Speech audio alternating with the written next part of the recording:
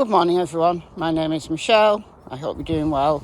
Welcome to another video. It's Thursday morning, we've had some well needed rain, so there's the weather update for today. It's nice and breezy, you won't feel it because I've got the Fancy Pants lapel mic with me.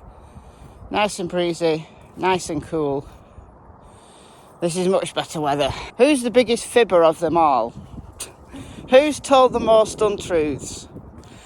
I don't know the answer to that, but in this video we're going to discuss Ali and the fibs that she's made. Talked a lot recently about the inconsistencies, the nonsense, the distraction, the deflections that Geordie Sue, the then neighbour of the Wells, you know, Geordie Sue who heard the scream. Talked a lot about Geordie Sue. It's very clear that she's been inconsistent, she's told inconsistent stories, she's amended things, she's added things in, that it just becomes impossible with Geordie Sue to believe what's true and what isn't. It's kind of the same with Candice, although she seems to be influenced by Geordie Sue in relation to the timeline, because she doesn't know, which is a problem because she's the parent that was in charge of Summer at the time she disappeared. And it raises a lot of questions as to what was Candice doing, where was she, did she leave the hill twice, what happened? We just don't know. That's the $6 million question. Ali deserves a video all to herself because it's getting ridiculous. The stories, the things that come out about Ali make me smirk and they make me roll my eyes, right? Because people talk about Ali and the lies she's told. But then at the same time, and sometimes it's the same people, will state as fact some of the lies that she's told. And they'll say, yeah, this is true, because it falls within what that person is trying to say. They use Ali as evidence of their theory or their opinion. And when it's stated as fact, that's a big problem, because that then turns into a distraction and a deflection, and it interferes with us understanding what really happened to Summer and the life Summer was leading before she disappeared. Jose is also guilty of that. Rest in peace, Jose. When he spoke out on Justice for All's channel, he told some interesting things, some interesting information, but he also embellished a lot. Fred Hill, I think, has told some interesting information, but he's embellished. And I think sometimes he said, I'm 100% on this, when maybe he isn't. So, like with Jose and Fred and others, Geordie Sue, where people state as fact when it isn't fact, we don't know whether that's just their opinion, whether they're stating it as they think it's true, but it actually isn't. Do you see where I'm going with this conversation? Because it seems like Ali is a big player in this. I think, along with Geordie Sue, Ali's been the one that people have listened to. Yet at the same time, as I said, sometimes the same people will say Ali's lying because she's covering up for H. Well, which is it? She can't be lying and covering up for H and simultaneously telling the truth, can she? That doesn't make sense. Now, when Chris McDonough interviewed H, with the permission of Ali was sat there, great grandbun, I think her name's Cassandra, so Ali's grandmother, Hunter's great grandmother, was also sat there. I and many others have speculated that H had been coached. Recently, Chris McDonough said he believes that Hunter basically told the truth, like 80%, and then embellished the rest, maybe because of his age. I would concur with that. I've said very much the same, that I think H is basically truthful about, you know, about most things, except some of it's embellished a little bit to make himself like into like this big hero. I think that's what he's done. You know, about jumping in to save Summer when the water was actually only inches deep where Summer was paddling. That's created a lot of problems in the case. It's created a lot of theories in the case that I don't think are true. You know, he mentioned things like dry drowning. No, don't think that happened. But I think he's been coached. Now, whether he'd been coached by Ali or whether he just was like watching YouTube and talking about, you know, embellishing into his own storyline, into his own timeline, things that he'd heard on the internet. He was interviewed in July, so it was like a month or nearly a month after Summer disappeared. So there was plenty coming out that H could have been watching and incorporating, probably sometimes unintentionally maybe, into his own story, his own version of events. Why would Ali lie in that interview? Because she was interviewed separately with her friend Leslie, who just happened to be there on the day that Chris turned up. Well, I've always thought Leslie was irrelevant. Leslie wasn't there on June 15th. She might have spent a little bit of time with Candice and the family, but I've said largely, I've kind of disregarded the things that Leslie has said. She's not close enough to the case, in my opinion. This is in my opinion. But I have listened to what Ali said. Not only did she say that she saw Summer on June 15th, you know, she said she saw her when Candice dropped H off between 2 and 2:30. I think for timeline purposes it was closer to 2:30. You know, she said that she saw Summer. She wanted to speak to Summer, but Candice didn't let her. Really? Is that what really happened, Ali? Are you just saying that to insert yourself into the case, to make Candice look out to be, you know, up to something nefarious? But yet simultaneously you said, you know, Summer was alive and well. So I don't know. I don't know whether I believe that Ali actually saw Summer. I think maybe she said she did to support H's story, which may be understandable, but as I don't think H had anything to do with Summer's disappearance, then I'm just going to shrug my shoulders and say meh on that one.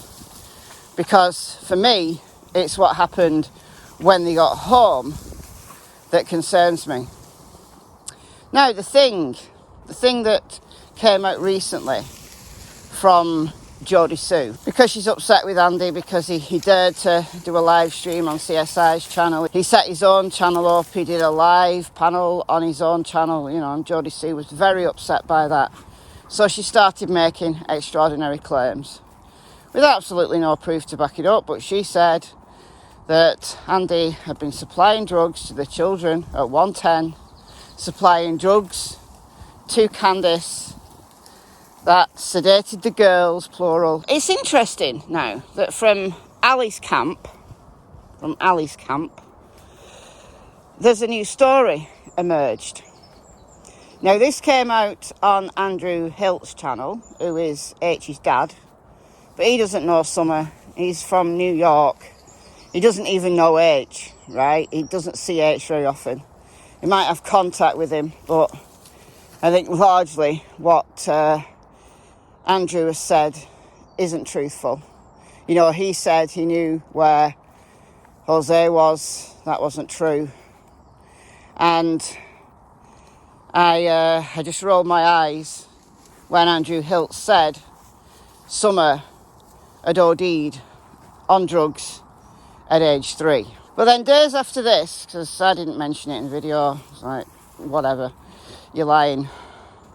But then there's some audio that's come out that's allegedly Ali's other child. She's older than H. I don't know if she's turned 18. I don't think she was 18 when Summer disappeared. But I'm going to treat her as a minor because I don't know. She's been recorded, allegedly this is her, saying that, yes, it's true that Summer ODed on drugs, possibly meth, at 3 years old. The story being that at 3 a.m. or whatever thereabouts in the night, they got a phone call from Candice, panicking, that Summer had taken something on the table that had been left there. Summer had taken it. She was high, she was crying, she was freaking out. Summer, not Candice, was freaking out because she's off her face, right? Doesn't know what on earth is going on. They didn't want to take her to hospital because obviously they're going to get into trouble. So Candice is freaking out about what to do. Now, obviously, if this is true, Summer survived. Well, she's 3, then it's 2 years before she disappeared. Is that story true? Is the question. I don't know. It could be. But I've got questions. Why is this story only coming out now? Is my big concern. 13 months down the line, why is this story only coming out now? Because H's sister, Ali's older daughter, has spoken before. She spoke to Penny, True Crime Commentary, with the permission of, I think it was Sherry, her grandma, Ali's mother, that gave permission. I'll try and find that interview and rewatch it, because it would be interesting to compare what she said in that interview with what she's allegedly saying now. And also compare the voice as well, that is this really Ali's daughter that's talking, H's sister. Why 13 months later has this potentially very important piece of information come out? You know, Ali spoke early on in the case. Within the first month, she was one of the first people to speak out. She went on Unmasked channel. She was interviewed by Teresa, who then worked with Unmasked. She no longer. She now has her own channel. I think it's called Criminality. Teresa did some great interviews. It's a shame they're no longer available. I know people have got copies of them, but it's a shame. I've got clips of them. I don't think I've got the whole interview stored though. Anyway, in one of my earliest videos on the Summer Wells case, I talked about that interview. And I said, look, it's very clear that Ali is an ex-friend, and she's trying to get Candice into trouble. She's trying to paint Candice in a very bad light. So whatever she says, can we believe any of it? That was my opinion then, and it's still my opinion now. That's why I don't talk about her a lot. I don't talk about the shenanigans a lot that she may or may not be getting up to. You know, as she had her kids taken into state care. That's another thing that's come out this week. I don't know. I don't know. If she has, and that's for good reason, then she's no better a mother than Candice was, so she's got no room to talk about Candice's parenting, has she? She's told stories that one night they were drinking. It was when Jose was up, so it would have been like September, October 2020. Ali was staying there because she had a little fling with Jose. She was staying at 110. Where they were all sleeping, I've got no idea. But she said that Candice told them that she killed Rose. Rose was buried under a concrete driveway. Rose Bly, Candice's sister. I looked into that. I seriously did look into it. I think I did a video on it at one point. I seriously looked into it. Now, is Ali lying? Is Candice lying? Are they both lying? Strange details to make up. think probably Candice was lying there and Ali was telling what she'd been told. But Ali kind of states these things as fact, which, as I said before, is a problem, because if then people watching this stuff start to state it as fact, it's a big problem. And obviously what happened in September, October 2020, or what happened when Summer was 3, is it at all relevant to her disappearance? But what I'm saying is it's interesting that this Summer ODed at age 3 story is just coming out now 13 months later. What, just like 2 weeks after Geordie Sue came out and said Andy was supplying drugs to the children at 110 and Candice was using those drugs to sedate the girls so they could be touched. Well, it's been speculated that one or more of those girls are Ali's daughters, H's sisters. Because we know that they've stayed there. Ali rang the cops one time to say that Candice wouldn't give their kids back. And it's been speculated that this elder girl, but there's also a younger girl, who I think is about 12 or 13 now, as well, they used to stay. So if it's been speculated that these girls, you know, the girls plural that Geordie Sue talked about, were Ali's girls, then isn't that a concern for her as a mother? Did she know about this? Was it even those girls? We don't know. Because we don't know if that story's true or not. Right, if anybody's supplying sedating drugs, I've speculated perhaps it's Geordie Sue rather than Andy. Or the story is completely made up. I don't believe a thing Geordie Sue says anymore without absolute proof, and there's no proof that this actually happened. Andy's denied it. Of course he would deny it, because he's not going to admit that, is he? You do jail time for that. But it's interesting that this Summer ODed at 3 storyline has now come out, given the allegations that have been made and the possibility that Ali's girls were involved. Does it make Ali out to be a bad mother? Yes. Was she negligent in letting her kids stay at 110? Yes. But maybe Ali didn't have a choice. The girls went there. The elder girl told Penny, who was then True Crime Commentary, Candice would go and pick them up. And Ali either didn't know or didn't approve. And then at one time we know there is a 911 call that she had to ring 911 to get them back. So it's really interesting, you know. Oh, just a sec, there's someone coming. Come on, this way. Up. Oh. Later. Come on, big clown. Naughty. Tilly. Look at the state of this dog. This is what she's like. State of her. That dog could have eaten you alive if it wanted to. Why is this story coming out now? It's very interesting timing. The reason why I don't believe this is because why hasn't it been mentioned for 13 months? Ali and family have been very, very negative towards Candice. They've told story after story about Candice's parenting.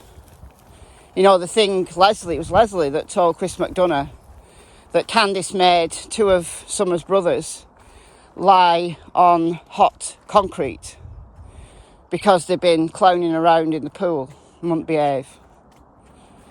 And people took that as true. Why has the OD at 3 storyline never come out? I don't believe it. I don't believe the hot concrete story. I don't believe the Rose Bly under the concrete driveway story. But fair enough, that could have been Candice that was lying on that occasion. I don't believe this story. It's too conveniently close to what Geordie Sue has said. about drugs being given to the girls. It's too conveniently close to the allegations that maybe these girls involve Ali's girls. It's too conveniently close to the speculation that, well, if sedating drugs were being given to the kids and the kids themselves were buying drugs, did Summer OD on the day she disappeared? That is a possibility. It's a possibility. It's on the table, right? But this ODing at 3 is so conveniently close to all of those things that are being talked about. Is this just another lie to make Candice look bad? To bring them, that family, back into the storyline? I think it's nonsense, guys. I'm sorry, but they're all lying, in my opinion. Prove me wrong if you can. Alright, that's all I've got to say for now. I'll see you very soon. It's goodbye from Miss Cassie Springer! Springer! And naughty Miss Tillington. Cassie Springer! Cassie Springer! Where is she? Where's Miss Cassie Springer? There she is.